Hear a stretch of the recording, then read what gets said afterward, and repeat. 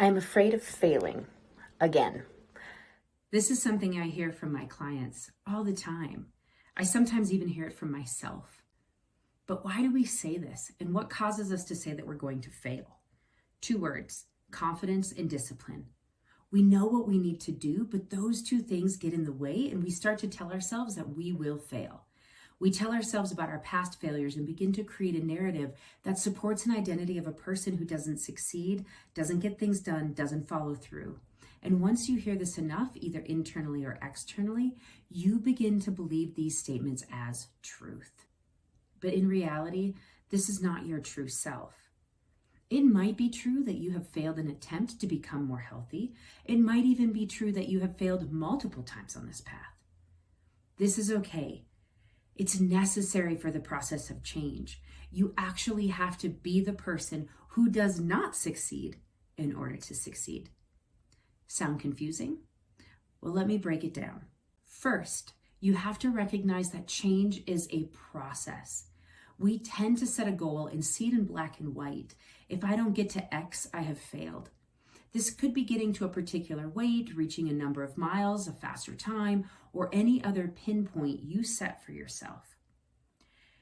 It isn't that you won't get there. However, it might take you more stages than one single moment.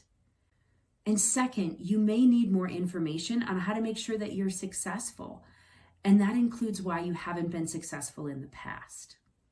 Maybe you are bored with your current lifestyle and want to find a new way to stay on track and re-energize your spirits. So if that's you, this month we dropped a full workout for our newsletter crew members. And last month we dropped a quick and easy breakfast recipe packed with veggies, good fats, and solid proteins, just to keep you fueled for the adventures in your life. If these are interesting to you, sign up for our newsletter and become a studio beer. We all work on creating our best life, and we do that with the ABCs: great adventure, brilliance, and staying curious. The link to sign up is in the description below. And when you sign up, you'll get a free 7-day batching meal plan. And batching food can be a lifesaver for those busy weeks. It will help you stay on track even when you're tired. So if those things are interesting to you and you think they might help you re-energize, check out last month's video, the link is below, on how to successfully batch your food. And sign up for our newsletter. Now, back to failure that so many of us deal with, is fear. And fear often keeps us from fully engaging or even starting. And this is why today we are going to make sure this is not your experience anymore. We are going to talk about 2 things. 1, how to face this fear head on, and 2, how to push it out of the way. So first, in order to face fear head on, we need to be honest about fear itself. We often speak to it, but then want to move away from the uncomfortable feelings as soon as possible. Instead, we want to embody our experiences. This means we want to feel the physical sensations of this emotion or thought. All experiences start in the body, and by examining them from an embodied place, we become better at determining what we need to do in this moment. This makes us better at making choices based on our internal wisdom and helps us reach our goals.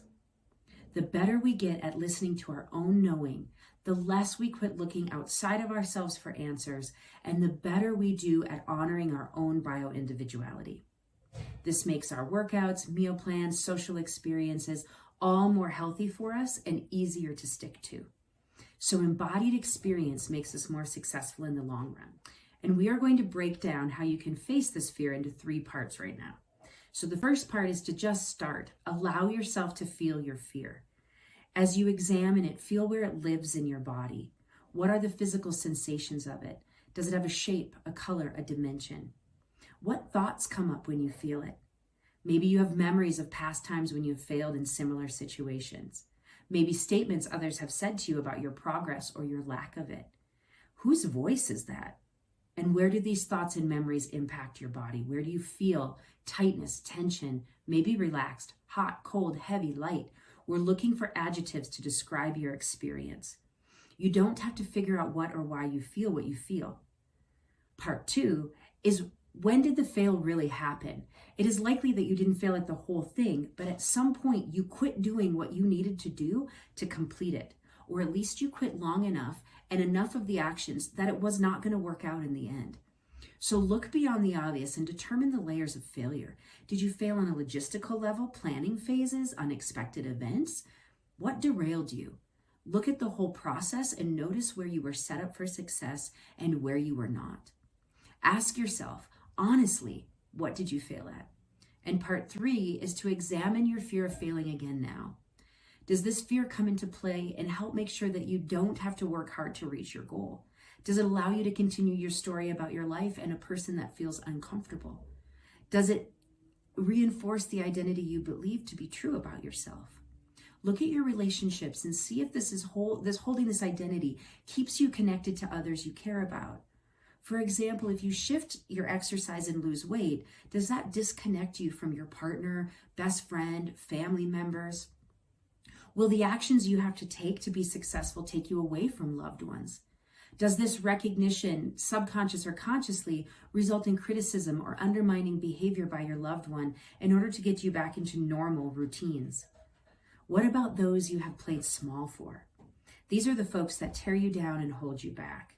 They are the ones that do not want to see you or maybe anyone else succeed. They may ridicule you or even use verbal or emotional abuse to keep you in the powerless position so they can feel more powerful.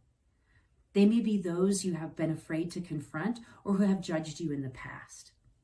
If you can, get far, far, far away from them, or at least keep them far, far away from your vulnerability and fear regarding your goals, hopes, and dreams. They are not a coach in your corner.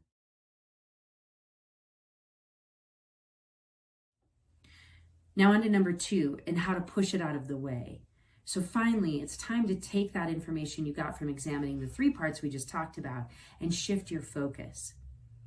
Once you have accurate data to support what really happened in your past endeavor, then you can get really clear about how to do it differently this time. Some of the common things I hear are that if you found that you had a planning problem, you might have noticed you got caught in old belief patterns and mental tapes or other people's judgment statements. Maybe your culture and your loved ones are feeling left behind by your goal attainment and your success behaviors. So here are some questions and action steps you can take to shift the focus. If you have a planning problem, ask yourself, how can you plan differently this time? And what part of your planning failed? How could you eliminate this issue now so it doesn't happen again? If you're believing old mental tapes and other people's judgment statements, it is time to record some new material. Toss the negative Nellies from your coaching circle and hype yourself up. It might be about your culture or loved ones feeling left behind by your goal attainment and success behaviors. This example is more common than you think. And if this is you, you might need a good sit down and talk through with your observations and feelings with them. Maybe you can work on your schedule so that the activities you need to do to be successful and work in and around your family and friend time. Just remember, you have choices when it comes to what to eat at the potluck, which beverages you consume, and how much time you spend watching TV or sitting on the couch. If there are activities you no longer want to do with friends and fam, like plow through a whole bag of chips while kicking it back on the couch or downing pints of beer over free peanuts, come up with some new active things you can do together, or host the potluck at your house. You might bring a dish you can share that you know you can eat, even if it ends up being the only one you can eat. You can still have a good time with your family and friends.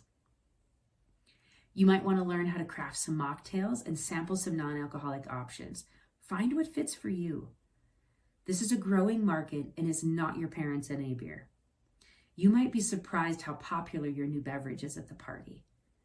With some new but fun options, you can join the party and enjoy reaching your goals at the same time.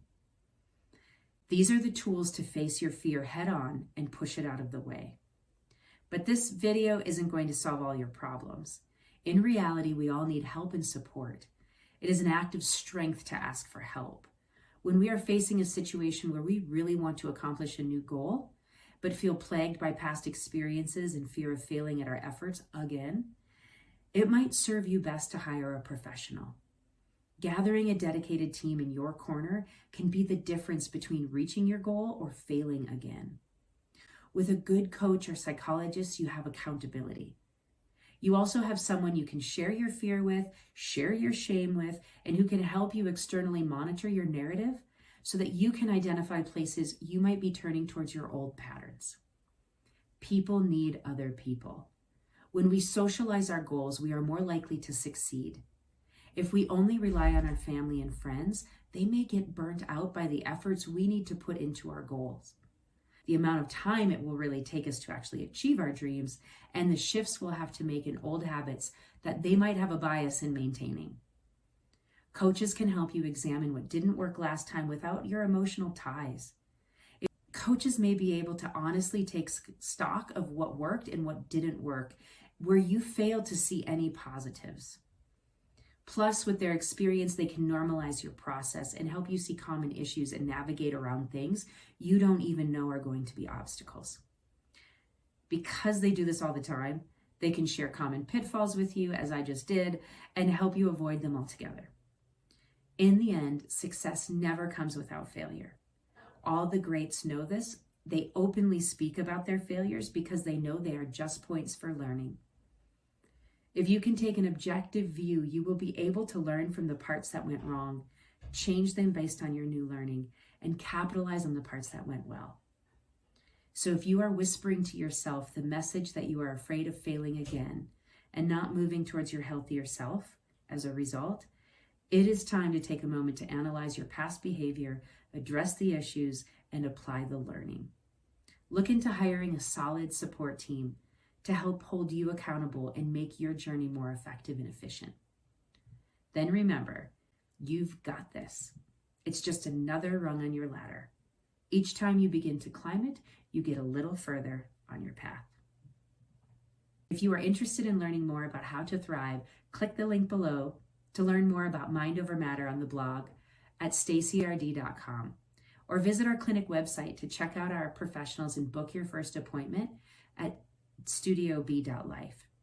If you like this video and want to understand more about how your psychology is really in your physiology, give this video a thumbs up and subscribe to my channel. Small changes over time build health from the inside out. Thank you for watching and make a great day happen. Be well.